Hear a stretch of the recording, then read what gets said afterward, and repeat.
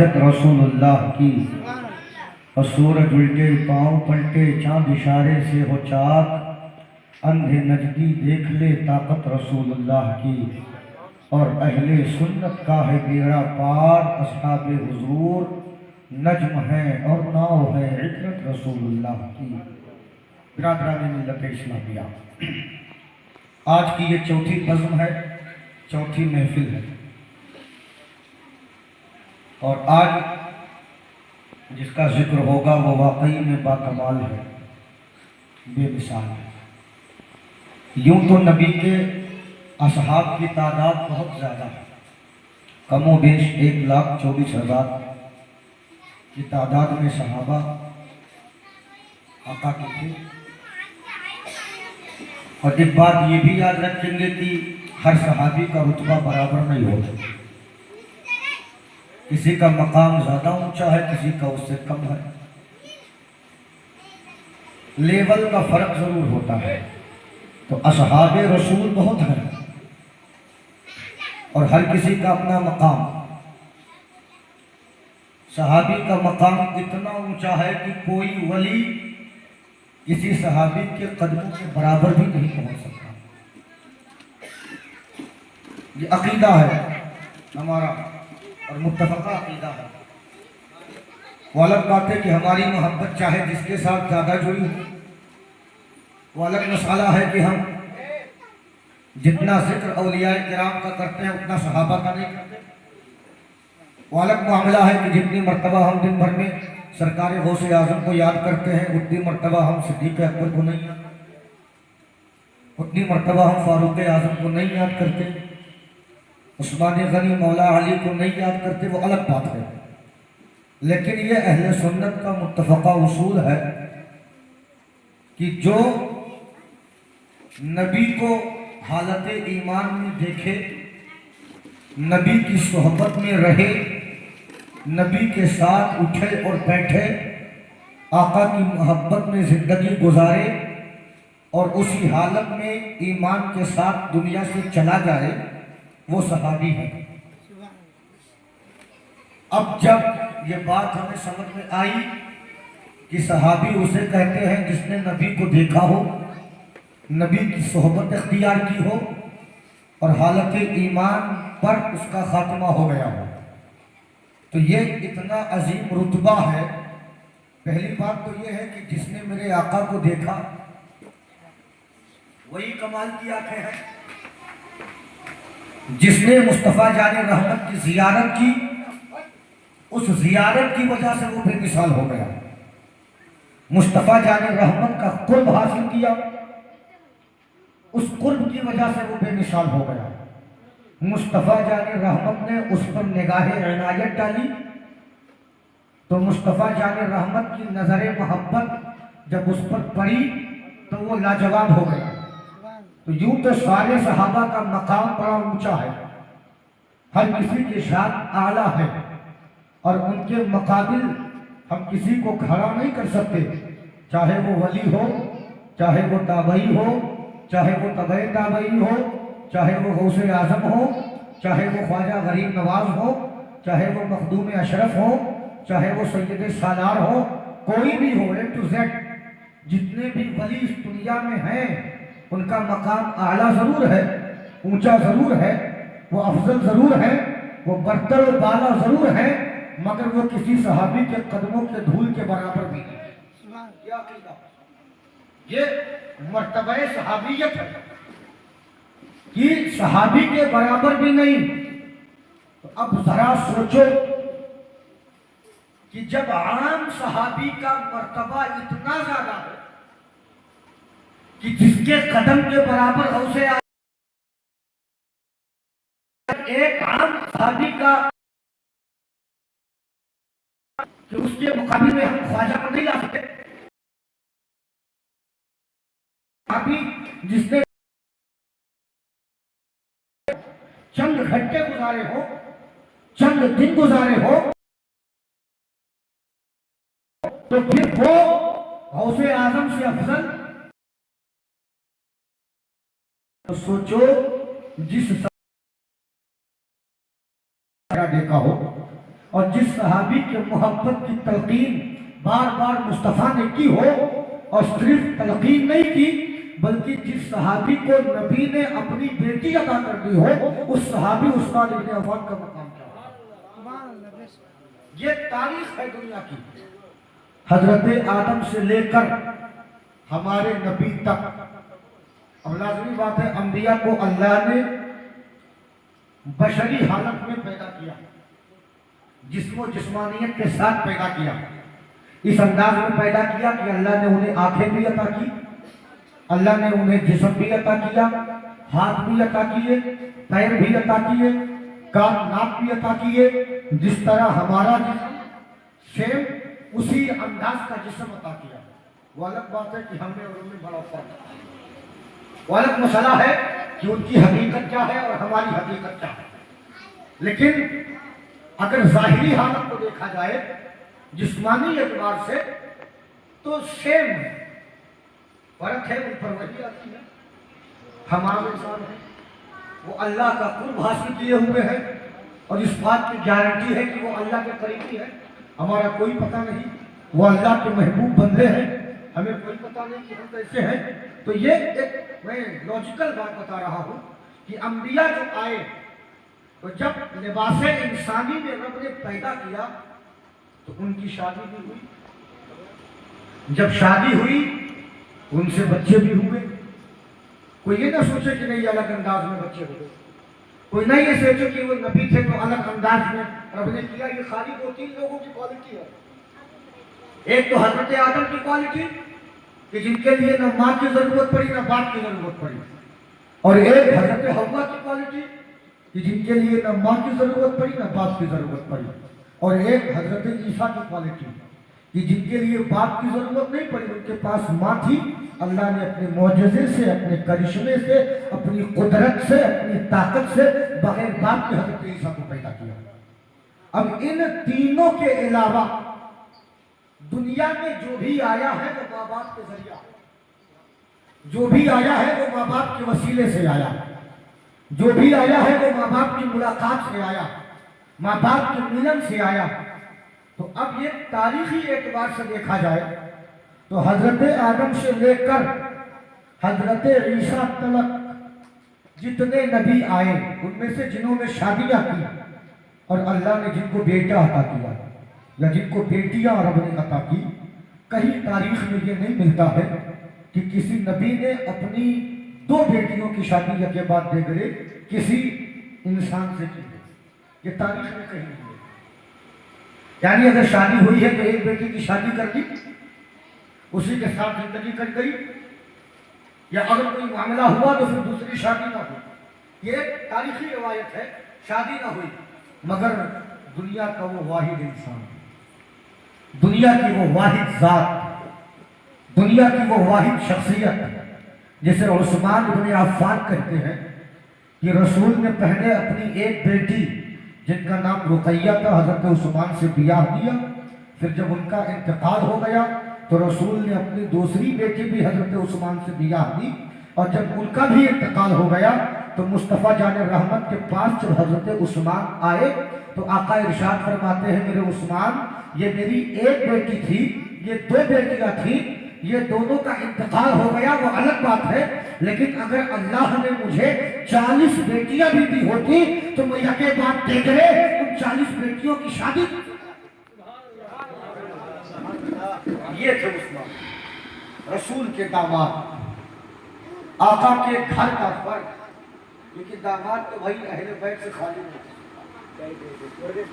الگ بات ہے کہ کیا معاملات ہیں، کیا فضائل ہیں، جو ہے معاملات مختلف ہی ہیں، لیکن ایک اصولی بات بتا رہا ہوں، داماد بڑا قریب ہوتا ہے سسر کو، داماد ساس اور سسر کی آنکھوں کا تارا ہوتا ہے، اور خود اندازہ لگاؤ ہم اگر آج اپنی بیٹی کی شادی کے لیے بر تلاشنا شروع کریں تو کسی ایرے دینے کے یہاں شادی کر دیں گے؟ نہیں نا، ہم کیا کیا نہیں ڈھونڈیں گے، کیا کیا نہیں تلاشیں گے، دکان سے لے کر مکان تک، کھیت سے لے کر کھلیہان تک، کاروبار سے لے کر مالی حالت، تمامی پوزیشن تک، लड़के की तंदुरुस्ती से लेकर लड़के की खूबसूरती तक, लड़के के कैरेक्टर से लेकर माँ बाप की जात तक, तमाम सामान का पता लगाते हैं कि जिसके यहाँ हम बेटी दे रहे हैं वो कैसा है, उसका किरदार कैसा है, उसका कैरेक्टर कैसा है, उसका खानदान कैसा है, उसकी जबान कैसी है, वो रहता किस अंदाज में है, वो चलता किस अंदाज में है, वो बोलता किस अंदाज में है। जब तक हमें मुकम्मल तौर पे इत्मीनान नहीं हो जाता, हम अपनी बेटी का रिश्ता उस घर में नहीं करते। ये हमारा अपना मामला है, ये हमारा अपना मसाला है, ये हमारी अपनी जात की बात है कि जब तक हम लड़के में क्वालिटी ना देख लें, हम लड़के में खूबी ना देख लें, लड़के की अच्छाई ना देख लें, हम अपनी लड़की ना दें, गोया कि हम अपनी नजरों में जब अपनी बेटी का रिश्ता किसी नौजवान से तय करते हैं तो हमारी निगाहें बताती है और हमारा दिल गवाही देता है कि ये नौजवान अपने गांव में सबसे अच्छा नौजवान है, ये नौजवान किरदार में सबसे अच्छा नौजवान है, ये नौजवान कैरेक्टर में सबसे अच्छा नौजवान है, ये गुफ्तार में अच्छा नौजवान है, सारी चीजों में उम्दा है, अहसन है, बेहतर है। यार जरा गौर करो, जब हम अपनी बेटी का रिश्ता तलाश करें तो अच्छा समझ के तलाश करें। तो जब मुस्तफा ने उस्मान को देख करके अपनी बेटी का रिश्ता हजरत उस्मान के हाथ में दिया होगा, तो जब आज दुनिया के लोग अपना दामाद तलाश करते हैं तो क्वालिटी देख के, अच्छाई देख के, कैरेक्टर देख के, किरदार देख के, खूबी देख के, खुसूसियत देख के करते हैं, तो दामाद का मकाम आला होता है, मानते भी हैं, तस्लीम भी करते हैं। तो सोचो, जिस उस्मान को मेरे नबी ने अपनी बेटी अता की होगी, उस उस्मान के किरदार का आलम क्या होगा, उस उस्मान के गुफ्तार का आलम क्या होगा, उस उस्मान के कैरेक्टर का आलम क्या होगा, और उस उस्मान की जात का आलम क्या होगा। रसूल की 4 शहजादियां थी, लेकिन 2 की शादी हजरत उस्मान से हो गई, और इनका लक़ब क्या हुआ जानते हो क्या हुआ? ज़ुन्नूरैन। ज़ुन्नूरैन का मतलब क्या हुआ? 2 नूर वाला। अब यहाँ तो मसला और भी ज़हन में आया कि आज के इस दौर में बहुत से लोग ऐसे भी हैं जो कहते हैं नबी बशर है मगर नूर नहीं। कहते हैं नबी बशर है मगर नूर नहीं, और जब बात उस्मान की आती है तो कहते हैं ज़ुन्नूर है, 2 नूर वाला है। नबी जिनके नूरानियत पर कुरान की आयत निकाल है, नबी जिनकी नूरानियत पर हदीस पाक भी मौजूद है, और उलमाए अहले सुन्नत का मुत्तफ़क़ा फैसला है कि मुस्तफ़ा लिबास बशरी में आए हैं, मगर इंसानी लिबास में रब ने भेज तो दिया मगर नूर है। मगर आज का आदमी कहता है वो नूर नहीं, मगर जब बात दामाद की आती है, बात उस्मान की आती है, तो कहता है उस्मान ज़ुन्नूरैन है। कहता है नबी नूर नहीं मगर उस्मान नूर वाला है, और एक नूर वाला नहीं, 2 नूर वाला है।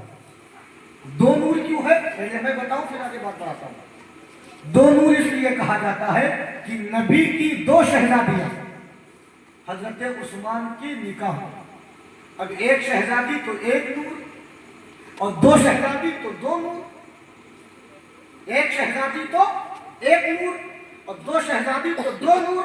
तो जब 2 बेटियों की शादी हजरत उस्मान से हुई तो जमाने ने उन्हें ज़ुन्नूरैन कहना शुरू कर दिया, और इसको आला हजरत ने बड़े प्यारे अंदाज में कहा भी था, नूर वाला क्यों कहा? जब आला हजरत ने कसीदा लिखना शुरू कर दिया तो क्या फरमाया? सुबह तैबा में हुई बट्टा है बाड़ा नूर का, सदका लेने नूर का आया है तारा नूर का, मैं गदा तू बादशाह भर दे पियाला नूर का, नूर दिन दूना तेरा दे डाल सरका नूर का, और चांद झुक जाता जिधर उंगली उठाते महद में, क्या ही चलता था इशारों पर खिलौना नूर का। और जब बात नूरानियत की है तो मुस्कुराए और कहा या रसूल अल्लाह तेरी नस्ल पाक में है बच्चा बच्चा नूर का, तू है आईने नूर तेरा सब घराना नूर का। यहाँ से पॉइंट समझाता चलो यार, उस्मान नूर न थे। जब उस्मान के हिस्से में नबी के 2 नूर गए तो उन्हें 2 नूर वाला कहा गया।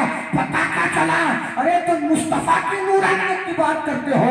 अरे नबी की बेटियां, नबी के जिस्म का टुकड़ा, नबी के नूर का हिस्सा जिसके निकाह में चला जाए, तुम नूरानियत की बात करते हो। अरे वो भी नूर वाला हो जाता है। अब उनकी अकलों को कौन समझाए जो कहते हैं नबी तो नूर नहीं मगर दामाद नूर है। अब उनको पता होना चाहिए कि जो नूर वो है वो सदका मुस्तफा का है, वो वसीला मुस्तफा का है, तसद्दुक़ व तवस्सुल मुस्तफा का है। अगर नबी ने अपनी बेटियों की शादी उस्मान गनी से ना की होती तो उन्हें नूर वाला कौन कहता? तो ये जिसको सदका मिला उसको तो नूर वाला मानते हैं, मगर जिसके सदके में मिला उस पर एतराज़ है। ये इनकी अकल है। ये खुदा जब जो है दीन लेता है तो अकल छीन लेता है ना। तो अब ये क्वालिटी हज़रत उस्मान गनी की कि आपको मुस्तफ़ा ने 2 बेटियां अता फरमा दी, और क्या फरमाया अगर 40 भी होती तो मैं यके बाद देगरे उन 40 की शादी किससे कर देता। ये इनकी शान। और आका क्या फरमाते हैं? ऐ मेरे उस्मान सुनो, लिकुल्ली नबिय्यिन रफ़ीक़ुन फ़िल जन्नह, हर नबी का कोई जन्नत में साथी होगा, हर नबी का जन्नत में कोई हमदम होगा, हर नबी का जन्नत में कोई रफ़ीक होगा, हर नबी का जन्नत में कोई दोस्त होगा। वह रफ़ीक़ी फ़िल जन्नत उस्मान इब्न अफ़्फ़ान, आका ने फरमाया हर किसी का कोई ना कोई दोस्त जन्नत में होगा, लेकिन मैं जब जन्नत में जाऊंगा ना तो मेरे दोस्त की हैसियत से उस्मान जाएगा, मेरे रफ़ीक की हैसियत से उस्मान जाएगा, मेरे हमदम की हैसियत से उस्मान जाएगा। अब जरा सोचो तो कि हम ये सोचते हैं मेरे मौला काश मुस्तफ़ा के दामन से जुड़ जाए और मैदान महशर में जब पुलसिरात पार करना हो तो मुस्तफ़ा का दामन मिल जाए, पुलसिरात पार हो जाए, मैदान महशर में जब सवाल व जवाब का मरहला हो मुस्तफ़ा का दामन मिल जाए, सवाल व जवाब में आसानियाँ हो जाए, जब नामे आमाल को हाथों में दिया जा रहा हो मुस्तफ़ा का सदका मिल जाए, नामे आमाल दाहिने हाथ में आ जाए, जब कब्र में हमारे ऊपर जब ये हमारे पास नकीरैन की आमद हो और वो सवाल करे मन रब्बुका मा दीनुका मन नबियुका, तो अब मुस्तफ़ा का सदका मिल जाए, सवाल जवाब में आसानी हो जाए। जब फरिश्ते जहन्नम की तरफ हम गुनाहगारों को घसीट कर लेकर के जाए, मुस्तफ़ा का सदका मिल जाए, जन्नत की नवेद मिल जाए, जब मैदान महशर में पसीना आने लगे और पसीने की बदबू परेशान करने लगे, मुस्तफ़ा का सदका मिल जाए, मैदान महशर की सख्ती खत्म हो जाए, जब धूप की शिद्दत हमें तड़पाए और हमें सताए, मुस्तफ़ा का सदका मिल जाए, मुस्तफ़ा के लिवाउल हम्द के नीचे जगह मिल जाए, जब जो है मैदान महशर की गर्मी सताए, ज़बान सूख जाए, मुस्तफ़ा का सदका मिल जाए, तर हो जाए, जब मैदान महशर में परेशानियां घेरे, मुस्तफ़ा का सदका मिल जाए, खुशहाली हो जाए। ये हमारा अकीदा, ये हमारी तमन्ना, ये हमारी ख्वाहिश, ये हमारा अरमान, ये हमारी आरज़ू। जरा सोचो, दुनिया कहती है काश मुस्तफ़ा का सदका मिल जाए, मुस्तफ़ा के साथ जाने का मौका मिल जाए, मुस्तफ़ा के पीछे पीछे आने का मौका मिल जाए।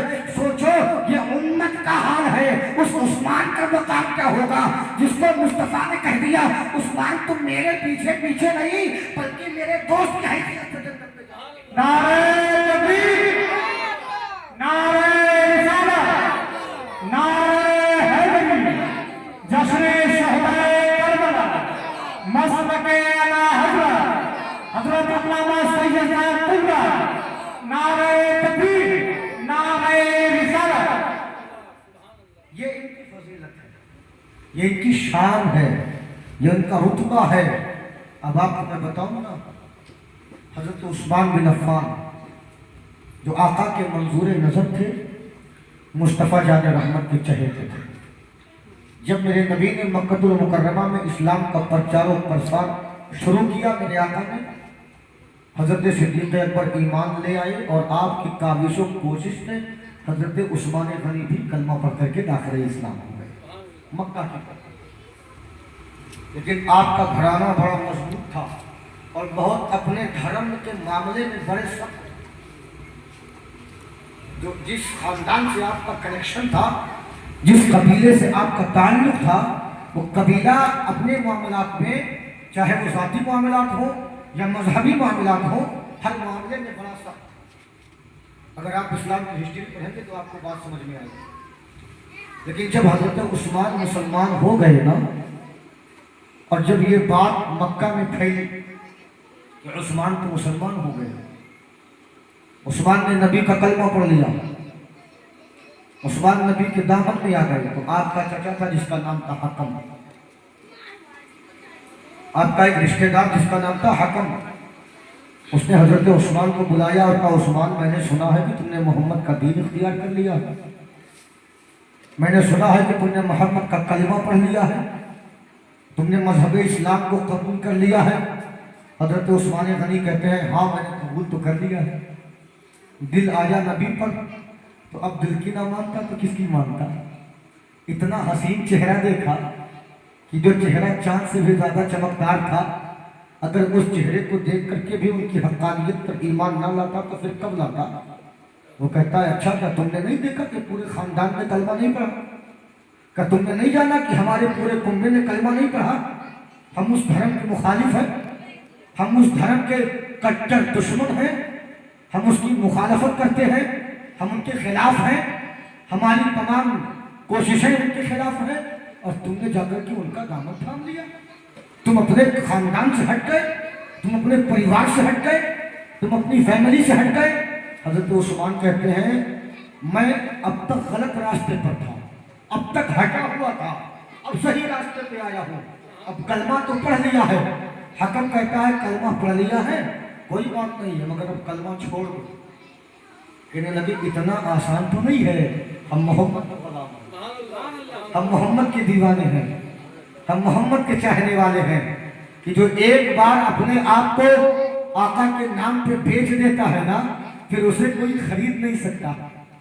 जिसने एक बार अपने आप को आका के दामन में जो है छोड़ दिया, फिर उसके लिए कोई और दामन नहीं है, अब उसके लिए दामन मुस्तफ़ा ही है।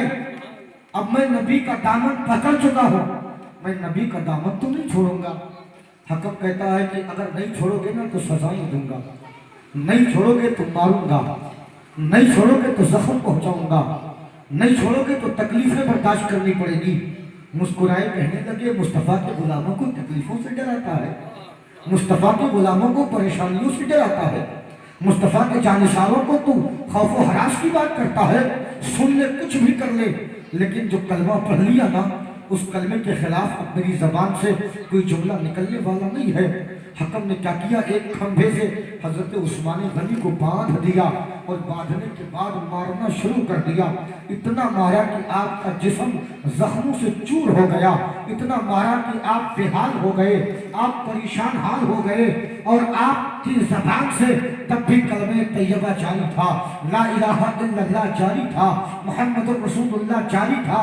आपने कलमे तैयबा किसी हाल में न छोड़ा। वो मारते मारते थक गया, जब थक गया ना तो फिर कहता है, मेरे उस्मान अब भी वक्त है, अब भी कलमा छोड़ दो, अब भी वक्त है, अब भी मुस्तफ़ा का दामन छोड़ दो, अब भी वक्त है, मजहब इस्लाम को फॉलो करना छोड़ दो, अब भी वक्त है, मुस्तफ़ा जाने रहमत से दूरी बना लो। कहने लगे, चचा तू थक गया है ना मारते मारते, लेकिन मैं मार खाते खाते नहीं थका। ये मेरे ईमान की हलावत है, ये मेरा इस्तिकामत है, ये मेरा इस्तिक़लाल है, ये मेरा सब्र है, ये मेरी इस्लाम से मोहब्बत है। तू थक सकता है लेकिन मैं नहीं थका हूँ। उसने फिर मारना शुरू किया, जब काफी परेशान कर दिया, और जब परेशान करने के बाद उसने देखा कि उस्मान के पाए से बाद में कोई लग़ज़िश ना हुई, उस्मान का जो है पाए मुतसलसल न हुआ, तो अब वो मजबूर हो गया और उसने हजरत उस्मान के सब्र को, उनकी इस्तिक़ामत फिर दीन को, उनके इस्तिक़लाल को, उनकी मोहब्बत मुस्तफ़ा को, उनके इश्क़ मुस्तफ़ा को देख करके आपकी रस्सी को खोल देता है और वहाँ से हासिल होकर के चला जाता है। ये हजरत उस्मान थे कि आका की मोहब्बत में घर को भी छोड़ना गवारा किया, आका की मोहब्बत में परेशानियां उठाना बर्दाश्त किया, आका की मोहब्बत में दौलत को कुर्बान करना पसंद किया, आका की मोहब्बत में जिस्म पर जख्मों के निशान लगवाए, नबी की मोहब्बत में अपने आप को खंबे से बंधवा दिया, मगर दुनिया वालों को ये बता दिया और हम उम्मतियों को ये पैगाम भी दे दिया कि ए नबी के मानने वाले, मैं उस्मान हूँ, अगर तुम मुझे फॉलो करते हो, अगर तुम मेरी इत्तबा करते हो, अगर तुम मेरी पैरवी करते हो, तो याद रखना जिस तरह मक्का की धरती पर मेरे ऊपर जुल्म सितम का बाजार गर्म किया गया, जिस तरह मक्का की धरती पर मेरे ऊपर जुल्म सितम के पहाड़ तोड़े गए, अगर तुम पर भी तोड़े जाएगा तो मेरी जिंदगी को याद कर लेना, तुम पर भी तोड़े जाएगा, मेरी हयात का मुताला कर लेना। जिस तरह मैंने अपने आप को मजबूत रखा, मेरी सीरत को देख करके तुम भी अपने आप को मजबूत रखना, तुम भी कायम रहोगे। मैं जिस तरह कायम रहा तो इंशाअल्लाह रसूल के कदमों में जगह मिलती है। जब आप कलमा पढ़ करके दाखिल इस्लाम हो गए तो मेरे आका ने क्या फरमाया, अब हिजरत करो। अब जब हिजरत का मसला आया तो सहाबा ने हिजरत किया और हजरत उस्मान गनी ने भी हिजरत किया और हिजरत करके मदीना तैयबा पहुंचे। जब मदीना तैयबा पहुंचे उसके बाद जब काफिरों ने बड़ा तंग किया, बहुत सताया, तो इस्लाम की पहली जंग जिसे जंगे बदर कहते हैं, उस जंग की तैयारी हो रही। आका ने फरमाया था हर किसी को चलना है, क्योंकि इस्लाम के मानने वाले गरीब भी थे, उस वक्त तादाद भी कम थी, साजो सामान भी न था, असलहे की भी कमी थी, सवारी की भी कमी थी। पहली जंग थी एक ऐसी अजीम शान जंग कि अगर उसमें मजहब इस्लाम के फॉलोअर्स और मजहब इस्लाम के मानने वालों को हजीमतों शिकस्त का सामना करना पड़ता तो फिर इस्लाम का वजूद खत्म होता। ऐसी जंग में जब सबको हुक्म था सब चलेंगे, इतने में हजरत रुकैया की तबीयत, आका ने ऐलान कर दिया कि हर किसी को चलना है। उस्मान गनी भी जंग में जाने की तैयारियां कर रहे थे। आकाए कायनात की वारदाह में हाजिरी होती है, मेरे नबी फरमाते उस्मान अब तुम्हें जंग में नहीं जाना, तुम्हें जंग में जाने की जरूरत नहीं। कहने लगे आका मुझे, सब जा रहे हैं, मदीने का हर वो आदमी जा रहा जिसके हाथों में ताकत है, जिसके बदन में तवानाई है, जो हाथ तलवार उठाने की सकत रखते हैं, हर वो हाथ वाला आदमी जा रहा। आका मैं क्यों न जाऊं? मेरे आका फरमाते हैं उस्मान मेरी बेटी बीमार है रुकैया, तुम इसकी खिदमत करो, तुम इसकी तीमारदारी करो, तुम इसका ख्याल करो, तुम इसका लिहाज करो, तुम इसका ख्याल करोगे उधर मैदान जंग में हम जाएंगे, तुम उसकी फिक्र न करो, तुम इसकी फिक्र करो। और आका ने कहा मेरी बेटी का ख्याल करो। यहाँ से एक मसला बताकर बात आगे बढ़ाता। अब हजरत उस्मान की सीरत से ही पता चलता है कि हमें भी अपनी बीवियों का एहतराम करना चाहिए। अब सोचिए अजीम जंग थी, लेकिन आका ने रोक दिया। किस वजह से रोका? कि उस्मान तुम्हारी बीवी बीमार है, तुम अपनी बीवी को ऐसी हालत में तनहा छोड़ के नहीं जा सकते, तुम्हें उसका ख्याल करना है। अगर वो बीमार है तुम्हें उसकी तीमारदारी करनी है। लेकिन आप अंदाजा लगाओ कि हम हजरत उस्मान की सीरत में चलते हैं? नहीं ना। अगर हमारी बीवी बीमार पड़ जाए ना और हमें कपड़ा धुलने का मौका मिले तो हम कभी ना धुले, हम तो इसे अपनी बेइज्जती तस्वीर करें। लेकिन ये नहीं है, अगर वो बीमार है तो सुन्नत उस्मान को अपनाकर उसकी सेवा तो करो, सवाब जरूर मिलेगा। आप उसका ख्याल तो करो, सवाब जरूर मिलेगा। आप उसकी तीमारदारी करो, ये नबी का हुक्म है। नबी फरमा रहे उसे तनहा छोड़ के ना जाओ। और आका ने जब फरमाया कि हजरत उस्मान अपनी बीवी को छोड़कर मैदान जंग में न गए, उधर मुसलमान बद्र के मैदान में तलवारों के साथ लड़ाइयां लड़ रहे हैं, इधर उस्मान नबी की शहजादी की तीमारदारी कर रहे हैं, उधर सहाबा मैदान जंग में खून गिरा रहे हैं, इधर हजरत उस्मान अपनी बीवी का ख्याल रख रहे हैं। इंतकाल तो हो गया हजरत रुकैया का, लेकिन सोचो मेरे मुस्तफ़ा की निगाह इनायत कि जब मैदान बदर में मुसलमानों को फतह नसीब हुई तो जो माले गनीमत हाथ आया ना, उस माले गनीमत में अल्लाह जो है मुस्तफ़ा जाने रहमत ने हजरत उस्मान को भी हिस्सा दिया। कुछ लोगों ने सवाल किया या रसूल अल्लाह उस्मान तो बदर में थे ही नहीं, फिर हिस्सा क्यों? जब थे होते तब तो हिस्सा मिलता ना, जब थे नहीं, तलवार उठाया नहीं, मैदान में गए नहीं, जंग किया नहीं तो हिस्सा क्यों? तो मेरे आका ने फरमाया तुम नहीं समझोगे, ये मैं समझता हूं। तुम नहीं जानोगे, ये मैं जानता हूं। तुम्हें नहीं समझ में आएगा, ये मैं समझता हूं। ये हजरत उस्मान की क्वालिटी थी कि जंग में ना भी गए फिर भी जंग बदल के शुरका में और मेरे आका सल्लल्लाहु अलैहि वसल्लम एक बाग में थे। उस हजरत अबू मूसा अशरी रवायत करते हैं, फरमाते हैं आका बाग में है और आपके पास सहाबा थे, कुछ लोग जमा थे। इतने में जो है दरवाजा लगा था, दरवाजा खटखटाया गया। मेरे आका फरमाते हैं जाओ दरवाजा इफ्ताह, जाओ दरवाजा खोलो।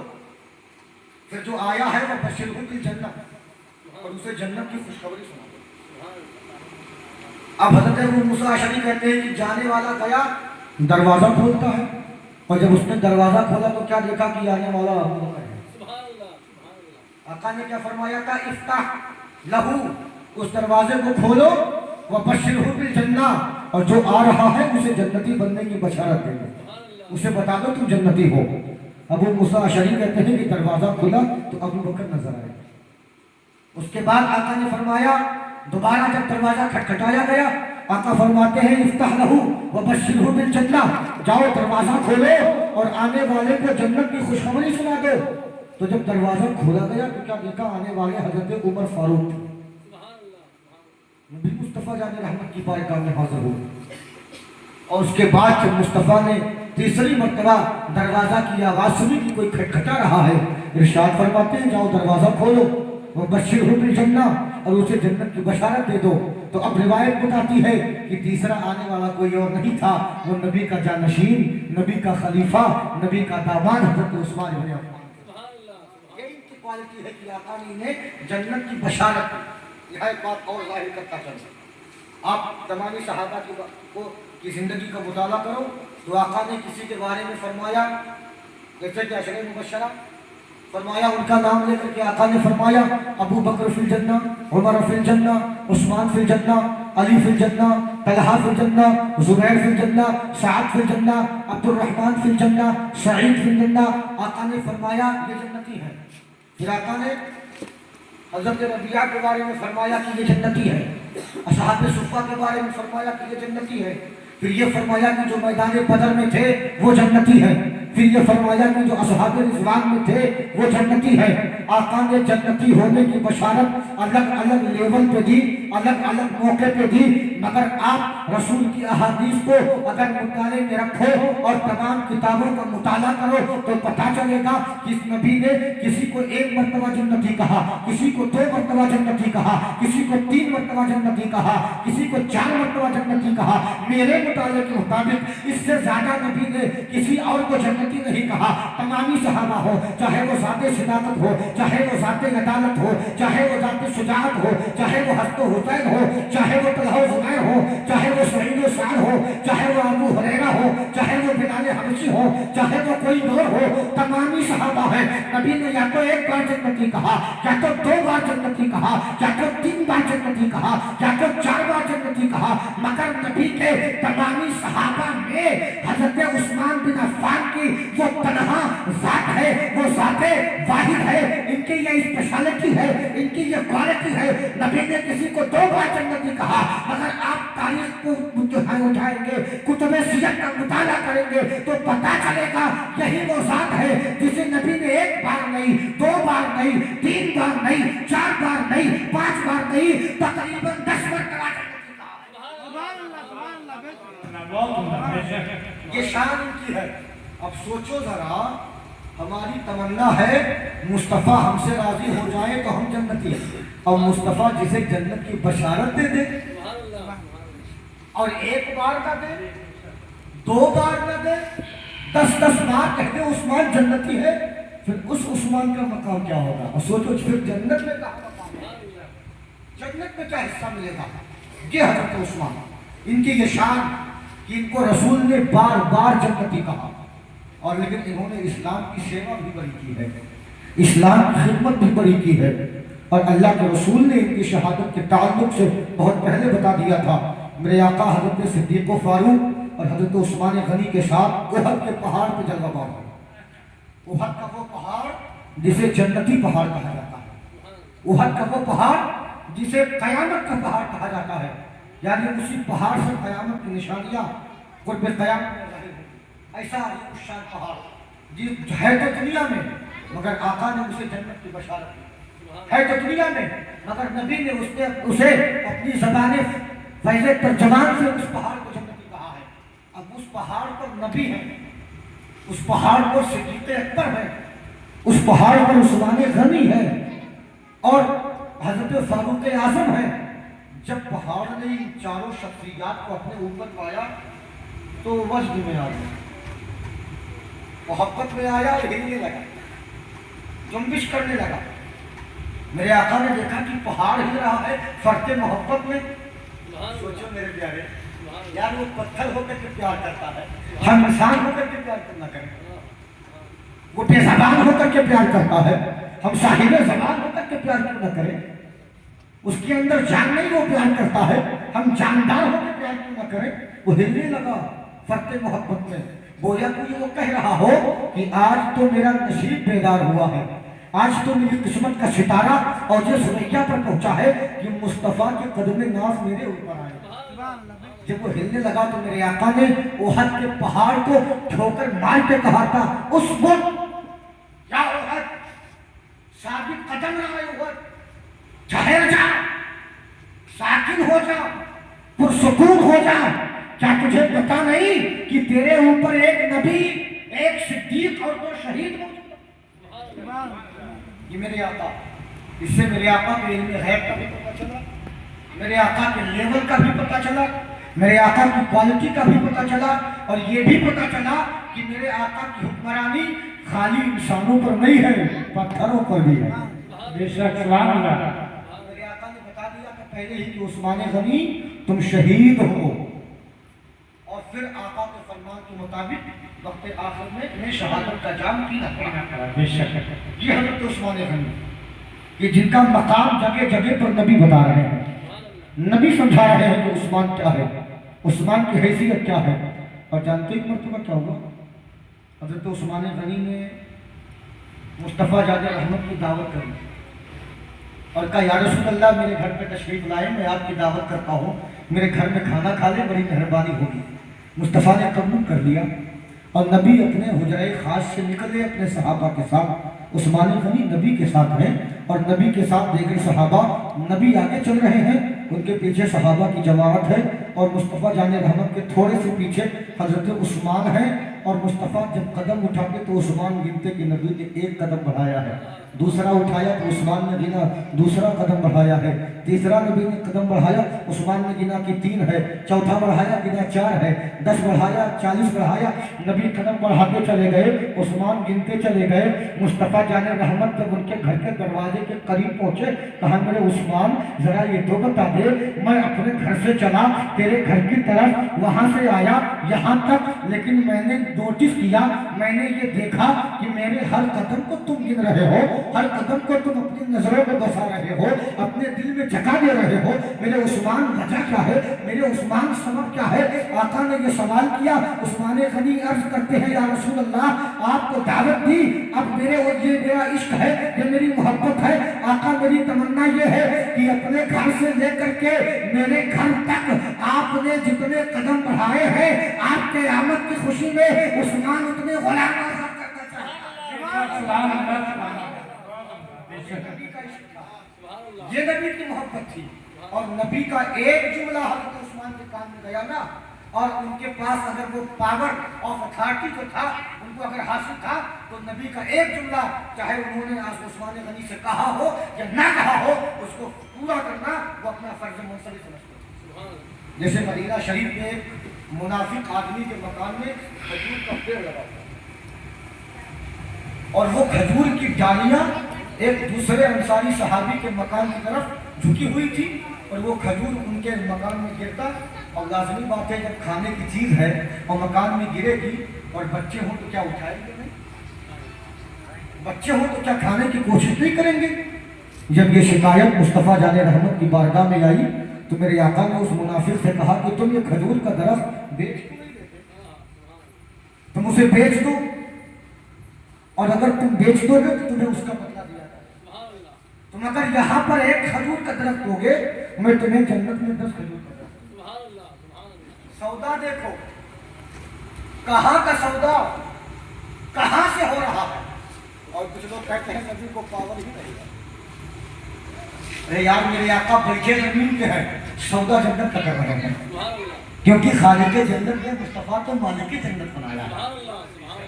तो मुस्तफा ने कहा अगर ये एक खजूर का दरख्त तुम बेचोगे यहाँ पर, तो मैं तुम्हें जन्नत में 10 खजूर का दरख्त दूंगा। लेकिन वो पक्का मुसलमान तो नहीं था, वो मुनाफिक था। ऊपर से तो कलमा पढ़ता था, अंदर से मुस्तफा का दुश्मन था। ऊपर से नमाज पढ़ता था, अंदर से मुस्तफा के खिलाफ था। ऊपर से रोजे रखता था, अंदर से इस्लाम का दुश्मन था। आका ने फरमाया दे दे, उसने कहा नहीं दूंगा।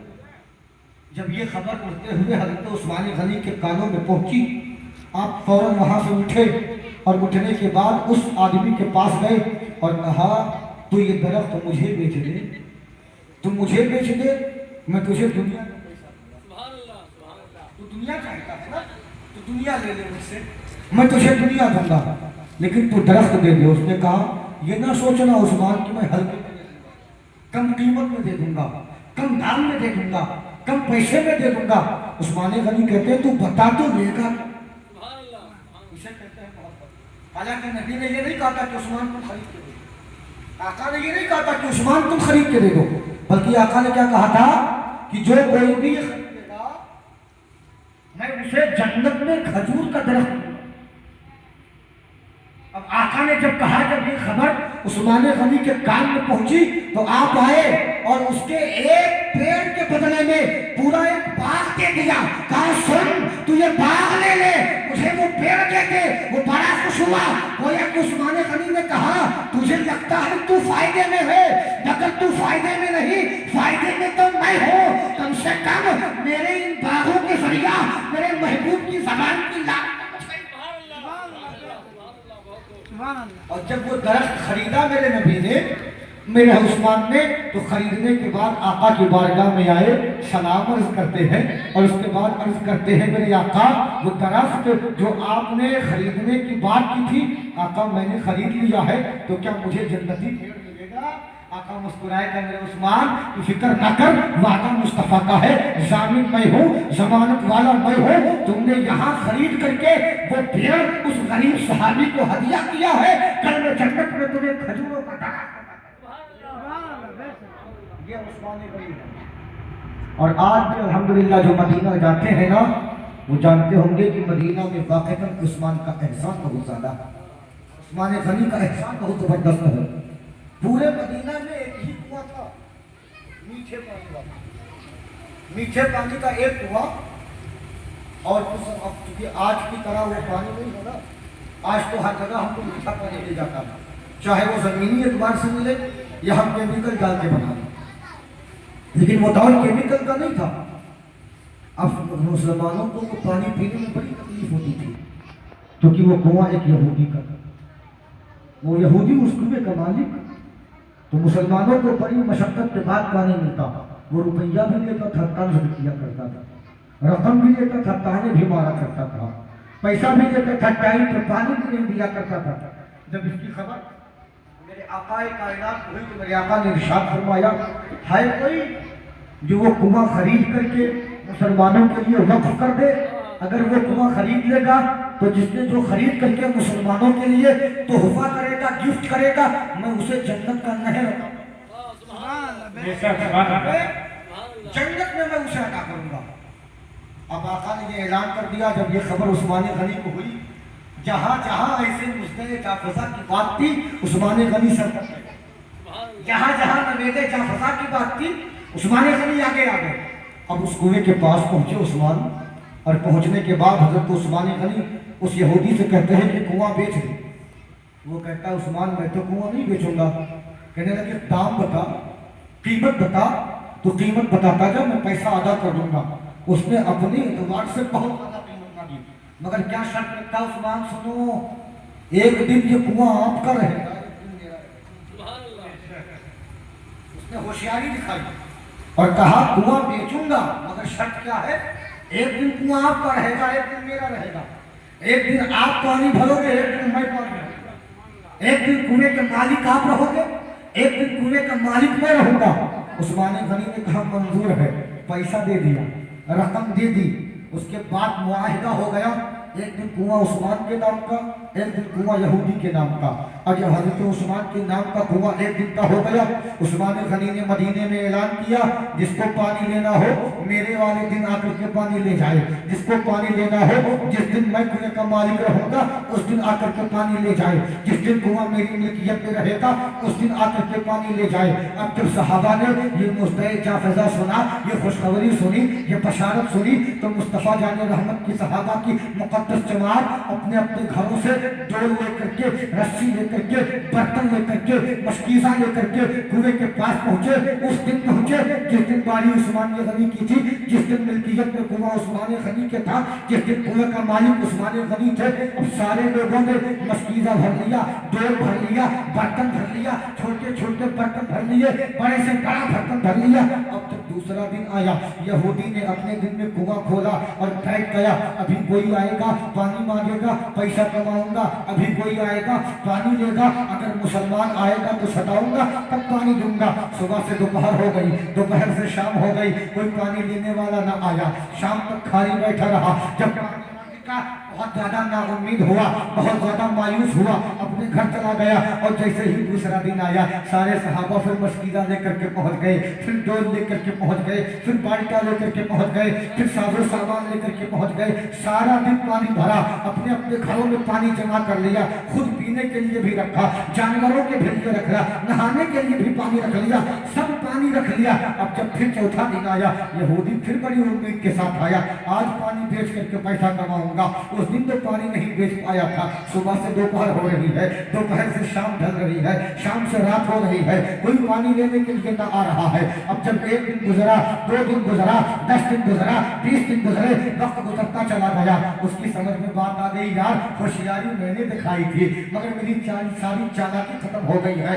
मैंने चालाकी का मुजाहरा करने की कोशिश की थी मगर यह हिमाकत मुझसे हो गई है। अब वो मजबूर हो गया, उस्मान गनी के पास आया, कहा उस्मान अब वो जो एक दिन का कुआं बचा है ना, वो आप भी खरीद लो, मैं वो कुआं नहीं चाहता, बड़ी मजबूरी में आया था। वरना कौन ऐसा कुआं बेचना चाहे जो उसके लिए रकम का जरिया बना हो, कौन ऐसा कुआं बेचना चाहे जो उसके लिए जरिए माश बना हो, कौन ऐसा कुआं बेचना चाहे जो उसके लिए खाने पीने का सबब बना हो।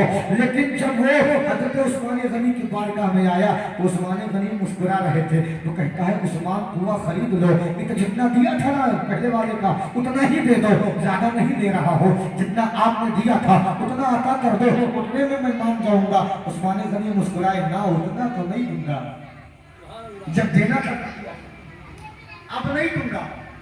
अब पहले कब क्यों दिया? क्योंकि पहले तो मजबूरी थी, अगर ना देते ना तो फिर कुआं हाथ ना आता, फिर मुसलमानों को पानी कैसे मिलता। और जब कुआं हाथ में आ गया, अब जब वो मजबूर हो गया तो मुस्कुराए का सुन, मैं कुआं उतने में तो नहीं लूंगा जितने में मैंने लिया था, तब कितने में था उससे आगे। अब अगर तुझे देना है तुझे और जाना है तो जा, मुझे कोई जरूरत भी नहीं। अब वो करता क्या करता, वो बड़ा परेशान था, सोचने लगा क्या करूं। जहन ने कहा यार अभी इतना मिल रहा है ले लो, ऐसा ना हो बाद में वो भी ना मिले, अभी ले लो जो मिल रहा है, ऐसा ना हो बाद में वो भी ना मिले। अब उसने कहा ठीक है जो देना चाहोगे दो। उस्मान गनी ने वो दिया।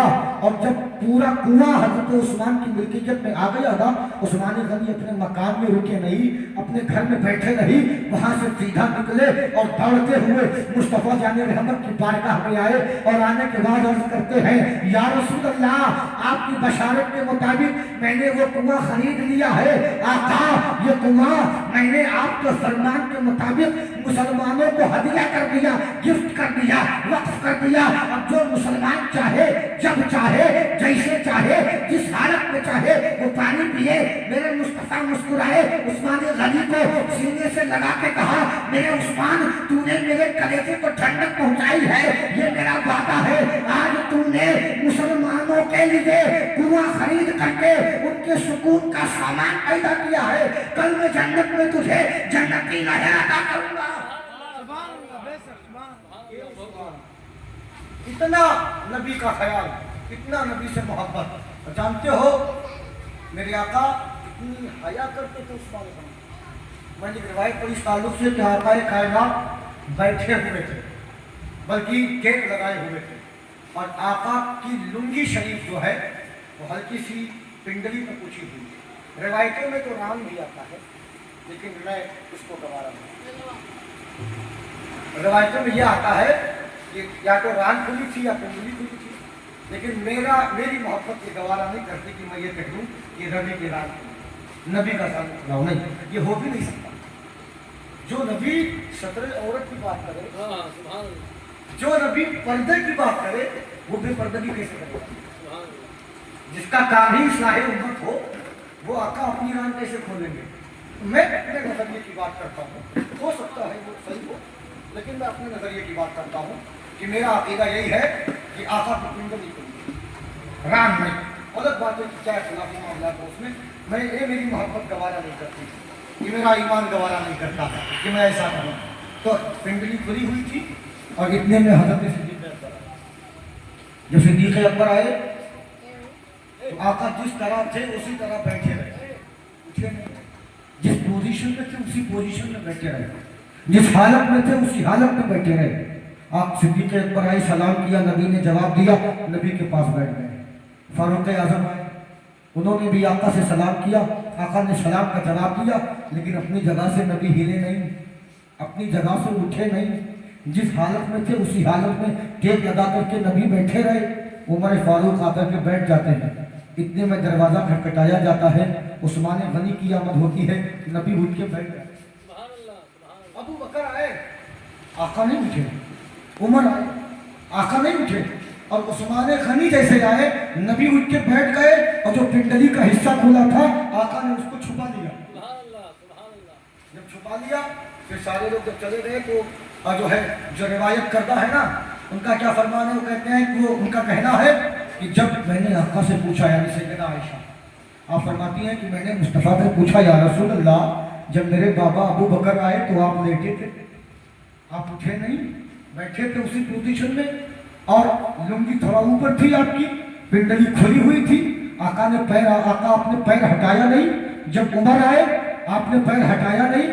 مصطفیٰ عثمان کے آنے پر پیر کو ہٹایا, مصطفیٰ عثمان کے آنے پر پنڈلی کیوں چھپائی, آقا عثمان کے آنے پر صحیح سے کیوں بیٹھ گئے.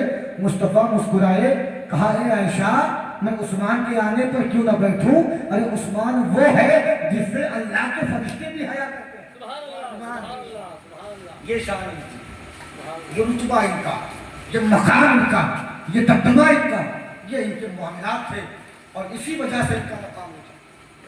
اور یہ ہمارا ایک پہلے میں عقیدہ بیان کر دوں کہ آج کل تو بہت سے لوگ نعرہ لگاتے ہیں نا کہ دمادم مشق قلندر, علی کا پہلا نمبر. یہ ہمارا نعرہ نہیں ہے, یہ ان کا ہے. ہمارا نعرہ تو یہی ہے کہ ابو بکر کا پہلا نمبر, عمر کا دوسرا نمبر, عثمان کا تیسرا نمبر. یہ اہل سنت کا ایک فیصلہ ہے جس میں ہم یہ مانتے ہیں اور ہمارا یہ ایقان بھی ہے, ایمان بھی ہے کہ حضرت عثمان غنی مولائے کائنات سے افضل ہیں. یہ عقیدہ ہے. اس عقیدے کو بھی ذہن میں بٹھا کے رکھنا, خالی واقعہ ذہن میں نہ بٹھا لینا, عقیدہ بٹھانا ضروری ہے. واقعہ کے ایمان کو تازہ کرنے کے لیے ہوتا ہے تاکہ تازگی پیدا ہو جائے, روح میں بالندگی پیدا ہو جائے. تو یہ عقیدہ حضرت عثمان غنی کا, تو یہ تو حضرت عثمان غنی ہے, یہ مسلمانوں کے تیسرے خلیفہ, رسول کے تیسرے جانشین ہیں, تیسرے نمبر کے. پھر ان کے بعد علی کا نمبر آتا ہے. تو اب حضرت عثمان غنی کی جب یہ شان تھی, پھر جب حضرت فاروق اعظم رضی اللہ تعالیٰ عنہ کا وصال با کمال ہوتا ہے, پھر مجلس شورا قائم کی جاتی ہے, صحابہ کی جماعت جمع ہوتی ہے, جو مقتدر صحابہ تھے, جو صحابہ میں جلیل القدر تھے, جو اجلہ صحابہ تھے. پھر یہ صحابہ کرام مل کر کے میٹنگ کرتے ہیں. پھر اس میٹنگ میں یہ فیصلہ ہوتا ہے کہ اب نبی کی جانشینی حضرت عثمان غنی کے حصے میں آئے گی. اب جب حضرت عثمان غنی کے حصے میں جانشینی آتی ہے نا, تو پھر میں عثمان غنی نے انتہائی خوش اسلوبی, عدل و انصاف, تحمل و بردباری, صبر و استقامت کے ساتھ آپ نے وہ بادشاہت کے فرائض انجام دیے, وہ خلافت کے امور انجام دیے کہ دنیا جس کی مثال پیش کرنے سے قاصر ہے. اور آپ نے किस अंदाज में, सिर्फ वहां तक नहीं जहां तक फारूक आजम के दौर में इस्लाम था, बल्कि उससे आगे तक आपके दौर में इस्लाम का परचम लहराया।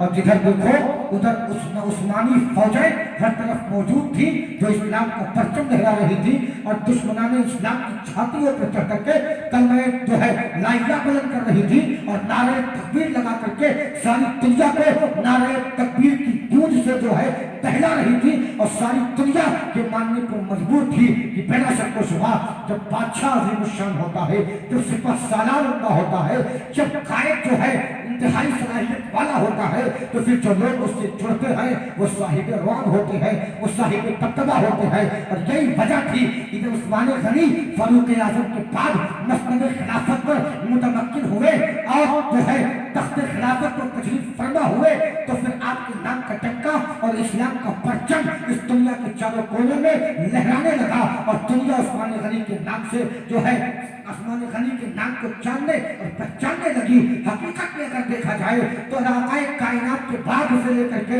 सिद्दीकी खिलाफत हो या फारूकी खिलाफत हो, हकीकत में यही 3 खिलाफतें ऐसी थी कि जिसमें इस्लामी फतूहात के मामला इतने ज्यादा थे कि जिधर देखो उधर इस्लाम का परचम लहराता हुआ।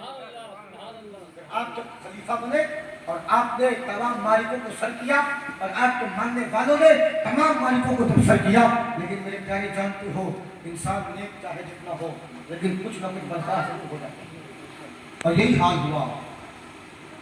आपने करबला को सुनी होगी ना, और करबला सुनने के लिए यहाँ बैठे हैं, लेकिन एक बात बताओ करबला में कितने दिन पानी बंद हुआ?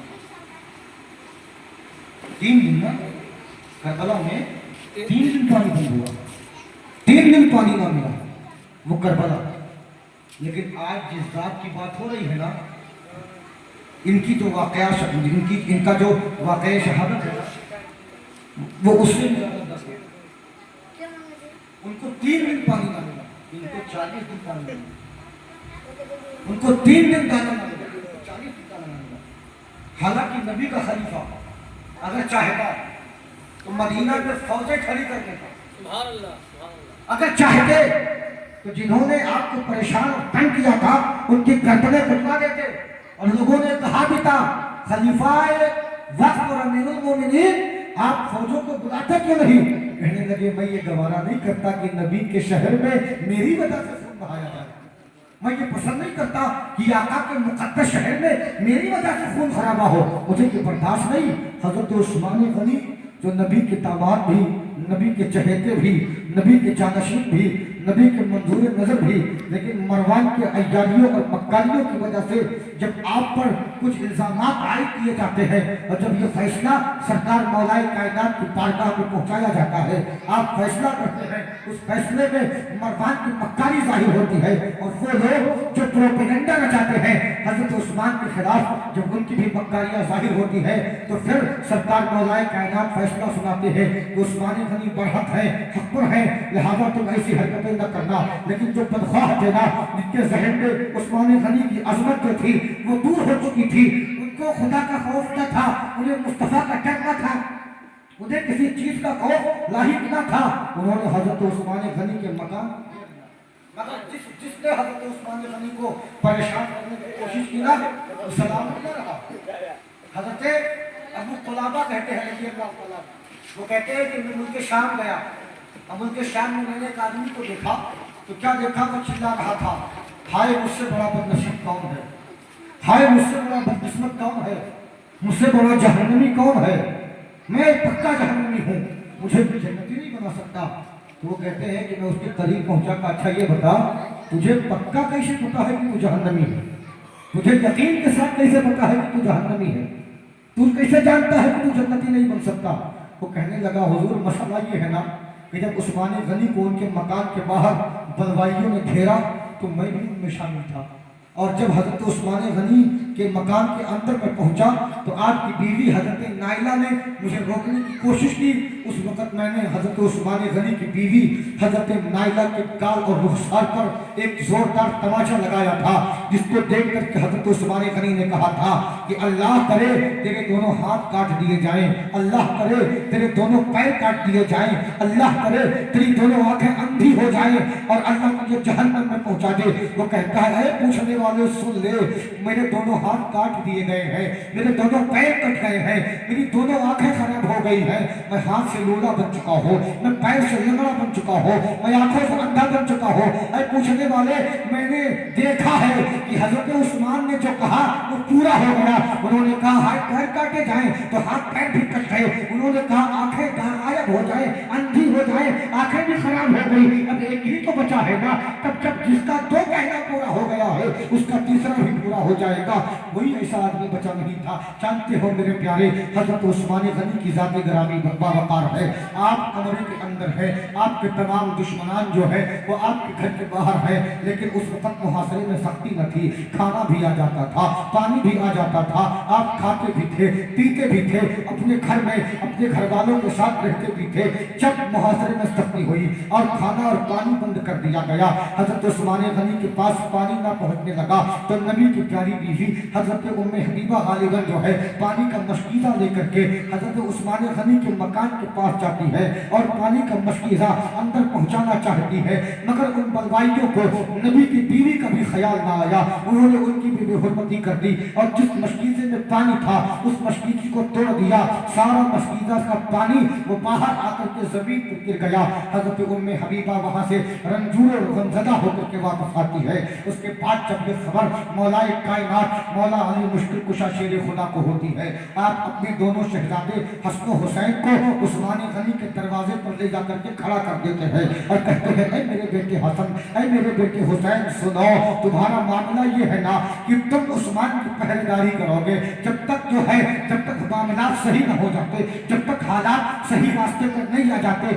اس دروازے سے تمہیں ہٹنا نہیں ہے. اور خالی ہٹنے کی بات نہیں ہے کہ تمہاری ذمہ داری ہے. اے میرے بیٹے حسن و حسین، اس دروازے کے اندر کوئی جانے نہ پائے. کوئی اندر جائے گا اس کو روکنے کی ذمہ داری تمہاری ہے، اس پر تلوار اٹھانے کی ذمہ داری تمہاری ہے، اس جو ہے حضرت عثمان کی حفاظت کی ذمہ داری تمہاری ہے. اب مولا کائنات اپنے دونوں بیٹوں حسن و حسین کو عثمان غنی کے دروازے پر پہرےدار بنا کر کے کھڑا کر دیا کرتے ہیں. اب محاصرے میں سختی ہو رہی ہے، دانا پہنچ رہا ہے، نہ پانی پہنچ رہا ہے. گھر کے لوگ پریشان ہیں، آپ کی بیوی پریشان ہے، آنکھوں میں آنسو ہے. دعا ہے مولا کوئی وسیلہ بتا دے. عثمان غنی نے صبر و استقامت کا مظاہرہ کیا. پانی نہ ملا تب بھی صبر کیا، دانا نہ ملا تب بھی صبر کیا. اور روایتوں کے مطابق جب 39 دن گزر گئے، نہ پانی پینے کو ملا، نہ دانے کھانے کو ملا، کچھ نہ ملا، بھوکے تھے، پیاسے تھے اور کمزوری طاری ہو چکی تھی. 39 دن گزر گئے، رات کا وقت ہے. عثمان غنی قرآن پاک کی تلاوت کر رہے ہیں.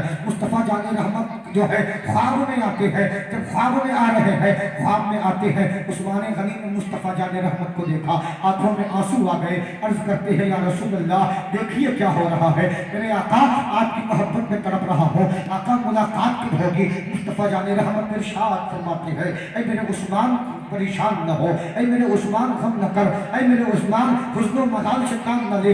ان قریب تو مجھ سے ملاقات کرنے والا ہے، ان قریب تو مجھ سے ملنے والا ہے. عثمان غنی کی جب آنکھیں کھلتی ہیں نا، آپ بیدار ہوتے ہیں، کلمہ طیبہ پڑھنا شروع کر دیتے ہیں، یعنی کہ لا الہ الا اللہ کا ورد کرنا شروع کر دیتے ہیں. آپ کی بیوی کہتی ہے میرے پیارے شوہر کیا مسئلہ ہے، کیا معاملہ ہے؟ کہنے لگے اے میری بیوی آج میری زندگی کا آخری دن ہے، میرے آقا نے بشارت دے دی ہے، اب مجھے دنیا سے جانا ہے. وہ مظلوم ترین بادشاہ، وہ مظلوم ترین خلیفہ، وہ مظلوم امیر المومنین جس کی حکومت کے سکے ساری دنیا پر چل رہے تھے، جس کی حکومت کا سکہ قیصر و کسریٰ پر چل رہا تھا، ایشیا اور یورپ پر چل رہا تھا، مگر وہ مسلمانوں کی جان بچانے کی وجہ سے اپنی جان کی قربانی دے رہا ہے، مدینے کی حرمت کی حفاظت کی خاطر اپنے جان کو नजराना पेश कर रहा है। नबी के शहर के विकार का ख्याल करते हुए अपनी जान देने के लिए तैयार है। इधर जो है उस्मान गनी कहते हैं कि मेरी बीवी अब क्या है, अब मेरे जाने का वक्त करीब है। उधर दरवाजा जो है कुछ लोग दीवार फाड़ करके छत के जरिया हजरत उस्मान गनी के मकान में घुस आते हैं। हजरत उस्मान गनी के पास पहुंचते हैं। उनमें एक साहब थे, उस्मान गनी के पास आए। उन्होंने हजरत उस्मान गनी की दाढ़ी को पकड़ लिया और पकड़ने के बाद जब वो हजरत उस्मान गनी की मुकद्दस दाढ़ी को पकड़ करके खींचते हैं तो उस्मान गनी कहते हैं तू ना खींच, क्योंकि मैं तुझे देख रहा हूँ कि तू कौन है, तेरी शान क्या है। वो शर्मा कर चले जाते हैं। इतने में कुछ ना मरना माकूल और मरदूत लोग आते हैं और जालिम आते हैं। वो तलवार उठाते हैं, हवा में लहराते हैं, उस्मान गनी पर हमला करते हैं। अल्लाह के रसूल का जानशीन मुस्तफा जान रहमत का दामाद कलमे तैयबा पढ़ रहा है। तलवार हवा में उठाई गई और तलवार को हजरत उस्मान गनी पर चला दिया गया। आपकी बीवी ने अपने हाथों को आगे बढ़ाया, वो तलवार हजरत उस्मान गनी की बीवी के हाथों को काट करके आगे बढ़ी। आपकी पांचों उंगलियों को काट डाला। उनकी आंखों में आंसू, हजरत उस्मान गनी की आंखों में भी आंसू है, मगर सब्र इस्तिक़लाल का दामन हाथ में है, इस्तिक़ामत फिर दीन है। सब्र का मुजाहरा कर रहे हैं, दुनिया को सब्र की दावत दे रहे हैं, दुनिया को बता रहे हैं सिचुएशन चाहे जैसी हो, पोजीशन चाहे जैसी हो, हालात चाहे जैसे हो, मगर सब्र का दामन अपने हाथों से जाने न देना। फिर तलवार उठती है, हजरत उस्मान पर करती है। नबी का जानशीन कलमे तैयबा पढ़ते हुए जो है फिर अपने आप को अल्लाह की राह में कुर्बान करने वाला होता है। आपके जिसमें नाम से निकला हुआ खून का कतरा, पहला कतरा जमीन पर नहीं गिरता है, कुरान अजीम की सूरत पर गिरता है, सूरह ताहा की इब्तिदाई आयतों पर गिरता है। और फिर ला इलाहा इल्लल्लाह मुहम्मद रसूलुल्लाह का जिक्र करते हुए हजरत उस्मान गनी अपने जान को जाने आखिरी के सिपुर्द कर देते हैं और आपकी रूह कफ़से उछली से परवाज़ कर जाती है। ऐ मेरे प्यारों जरा सोचो ना, वो भी वक्त का बादशाह था, लेकिन अपनी जान बचाने के लिए उसने अपनी मुस्तफा की उम्मत की जान को खतरे में नहीं डाला। हालांकि वो उनका हक था, उनको इजाजत थी, अगर चाहते तो सबको मलिया मेट कर देते, अगर चाहते तो सबको कत्ल करवा देते, अगर चाहते तो सबकी गर्दनें उड़वा देते, मगर उन्होंने ये सब बर्दाश्त कर लिया, मगर ऐसा ना किया। और मकामे उस्मान, आखिरी बात, मकामे उस्मान, गौर तो करो उस्मान कौन, उस्मान की शान क्या है, उस्मान गनी का मकाम क्या है, गौर करो। जब अंदर थे तो मौला ने हसन हुसैन को बुला करके उस्मान के दरवाजे का पहरेदार बना, उस्मान के दरवाजे का पहरेदार बना दिया और दुनिया को बता दिया कि ना उस्मान हसन से जुदा है, ना हसन उस्मान से। दुनिया को बता दिया ना हुसैन उस्मान से जुदा है, ना उस्मान हुसैन से जुदा है। दुनिया को बता दिया ना उस्मान अली से अलग है, ना अली उस्मान से अलग है। ये बात वाज़ेह हो गई। और मेरे उस्मान की शान का अंदाजा लगो, शान वो शान है कि जिसके घर की चाकरी हसन हुसैन करे उसे उस्मान कहा। अब अगर कोई हसन हुसैन तक जाना चाहे तो उसे उस्मान की बारगाह में आना है, और अगर कोई उस्मान की बारगाह में जाना चाहे तो उसे हसन हुसैन की बारगाह से जाना है। किसी एक को छोड़ करके किसी एक तक पहुंचोगे तो फिर पहुंच नहीं पाओगे, इसलिए कि अगर हसन हुसैन की अजमत, अगर हसन हुसैन के दिल में और सीने में उस्मान गनी की अजमत ना होती तो कभी पहरेदार बन करके जाएगा, कभी पहरेदारी ना करते। और मेरे हसन हुसैन ने उस्मान की पहरेदारी करके दुनिया को बता दिया ये वो उस्मान है कि जिसके खिलाफ जाने वालों के लिए सबसे पहले जिसकी तलवार निकलेगी या तो हसन की होगी या तो हुसैन। लिहाजा इनकी जिंदगी को अपनाओ और इनकी सीरत पर चलो, क्योंकि उस्मान नबी का चहेता है। और जब उस्मान गनी के दामन तक पहुंचोगे तो मुस्तफ़ा का दामन से खुद मिल जाएगा। उस्मान गनी के कदमों में आओगे तो मुस्तफ़ा के कदमों की बरकतें खुद ब खुद हासिल हो जाएंगी। लिहाजा ऐ मेरे प्यारो, ये मुस्तफ़ा के जो है चहेते हैं और इनकी ज़िंदगी हम तमामी हजरात के लिए नमूना अमल है। लिहाजा अल्लाह हज़रत उस्मान की तुफ़ैल हम तमामी हजरात की मग़फ़िरत फरमाए। अस्तग़फ़िरुल्लाह रब्बी मिन कुल्लि ज़ंबिन व अतूबु इलैह।